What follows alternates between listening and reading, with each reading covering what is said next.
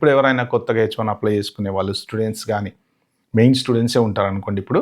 లేదు L1 నుంచి మారుతున్న వాళ్ళు గానీ, H4 నుంచి మారుతున్న వాళ్ళు గానీ, మీరు మంచి కంపెనీలో జాబ్ ఉంటే అప్లై చేసుకోండి. జస్ట్ సింపుల్‌గా for the sake of H1B మనకు లాటరీలో ట్రై చేద్దాంలే, రాజోడో, రెడ్డోడో తర్వాత చూసుకుందాం. మనం పిక్ అయిన తర్వాత అప్పుడు మళ్ళీ ఏదో ఒక కన్సల్టెన్సీ ఎత్తుకుందాము.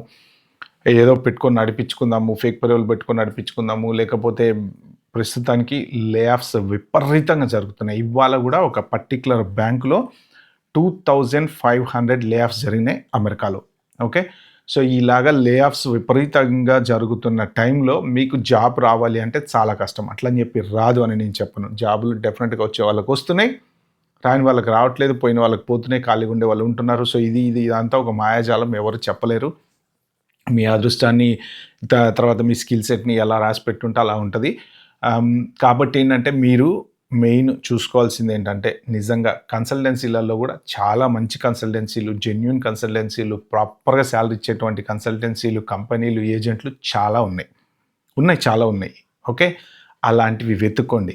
మీకు కొన్ని వెబ్‌సైట్లు ఉన్నాయి కదా! ఆ వెబ్‌సైట్‌లలోకి వెళ్తే ఏ కంపెనీలో ఎన్ని H1లు ఉన్నాయి, ఎన్ని రిజెక్షన్స్ ఉన్నాయి అన్నీ తెలుస్తాయి. ఓకే.